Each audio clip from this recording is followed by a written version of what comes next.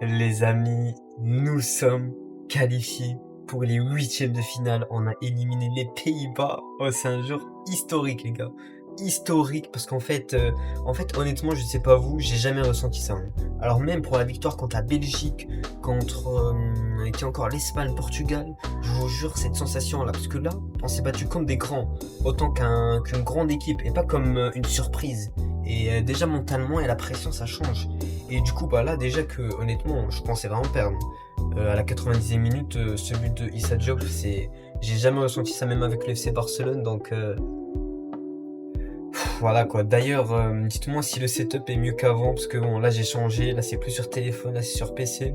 Donc vous me dites s'il y a un problème de son et tout. Bon, je dis ça comme si j'ai plusieurs abonnés, mais bon. Bref, c'est avec plaisir que je débriefe ce match et regardez l'image, Issa Diop en mode bonhomme, en mode Superman. Non, franchement, Issa Diop, je l'ai jamais critiqué, mais j'ai vu qu'il y a plusieurs Marocains qui le critiquaient et tout. Je pense que là, ils ont changé d'avis et je les comprends totalement. C'est exceptionnel. Et d'ailleurs, n'hésitez pas à vous abonner et à liker pour plus de vidéos avec beaucoup plus de qualité. Et là, c'est parti pour le débrief parce que là, franchement, parce qu'il y a beaucoup de choses à dire. Franchement, le Maroc a été meilleur. Regardez juste cette image. La défense hollandaise, c'est même pas une défense, c'est l'équipe hollandaise qui est en défense. Et ça jouait bloc bas. Et dites-vous, à la centième minute, 70% de possession pour le Maroc. Donc ça en dit long sur leur performance un peu décevante. On est loin de l'époque de Cruyff, de son idéologie, de sa philosophie, de son plan de jeu, de tout ce qu'il a fait pour le football et le football hollandais. Et bah là en vrai c'est le Maroc en vrai, c'est limite le Maroc qui est le pays de la Hollande, le pays du football. Donc voilà que pourtant le Maroc n'a pas été parfait, mais franchement c'est du solide, on voit bien, regardez ici, mais déjà on a vu dans le match, bah, le côté droit ici, ils l'ont bouffé. Genre ils sont beaucoup concentrés sur ce côté-là et c'est aussi pour ça qu'on n'a pas vu Brahim Diaz. Et Hakimi il a eu du mal parce qu'il a été seul tout simplement et Brahim Diaz c'était... En fait des fois il driblait mais après il faisait rien juste après donc bon, c'était assez compliqué. Mais sinon le reste en tout cas ils ont su profiter de cette concentration parce que déjà les Pays-Bas ont joué avec une défense à 3. Donc bon ça change complètement et on voit bien qu'il y a eu de la peur sur le côté, enfin pour Coman et voilà quoi.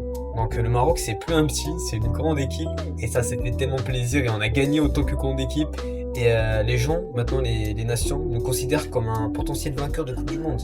Donc c'est une fierté parce qu'il y a la dernière Coupe du Monde, enfin en 2018 quoi, c'était inimaginable, inimaginable.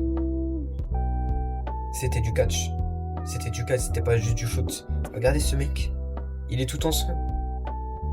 Saibari il est aussi tout ensemble. En fait, ce match-là, c'est le match de la Coupe du Monde, le match du catch, le match de la bagarre. Et regardez le sang partout. Saibari, bonhomme.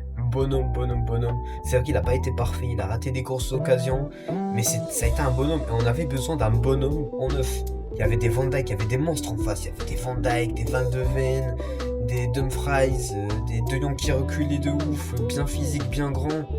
Et le gardien, on n'en parle même pas, mais on avait besoin d'un mec au moins qui fait peur, qui n'a pas peur, et c'est pas Al-Kaabi qui aurait fait ça, hein. Et Saibari, il faisait peur aux défenseurs, il faisait peur à Van Dijk, même s'il lui a rien fait honnêtement, mais il a marqué son péno comme un bonhomme. Pas tout le monde l'a fait, on l'a remarqué, les pénaux c'est tellement difficile.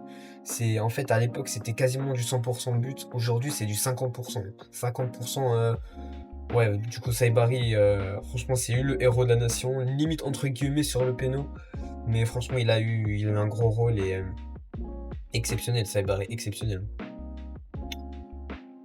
Regardez, magnifique. Dites-vous juste Dumfries à 2. Alors que franchement, c'était pas nécessaire, mais ça montre juste, on va dire, bah voilà quoi. Franchement, le Hej et Ainaoui qui ont été très très bons, malgré, on va dire, le raté de Ainaoui sur le péno, mais franchement. Franchement, ce match-là, franchement, je peux pas en vouloir aux joueurs. Parce que, par exemple, Boadi, il a pas fait un grand match, mais en fait, ce match est tellement spécial que voilà, quoi. Après, en face, eux aussi, ils n'ont pas laissé bah, jouer, on va pas se mentir. Et voilà, quoi. Mais franchement, c'est le genre de match qui te fait encore plus aimer la nation.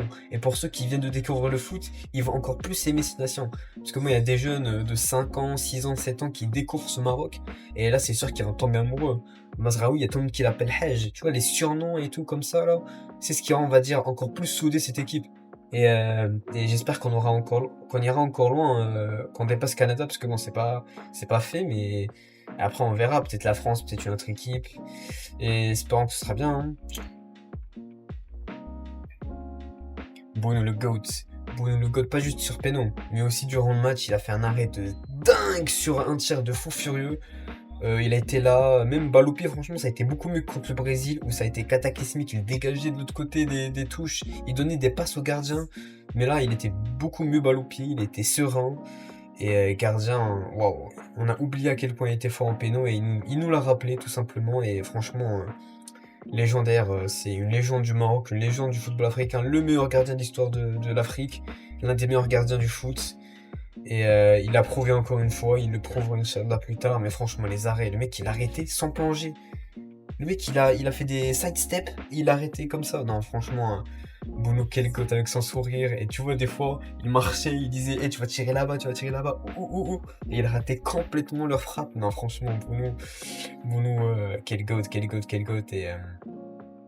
Et voilà, tout ça pour dire que le Maroc est qualifié pour les quarts de finale, pour les huitièmes de finale, parce que ouais, là c'est uniquement les sixièmes de finale. Dites-vous, dans les sixièmes de finale, il y a eu l'Allemagne et les Pays-Bas qui sont éliminés. Donc waouh, il y a beaucoup de surprises, il y a beaucoup d'équipes qui dégagent, on va dire, assez tôt.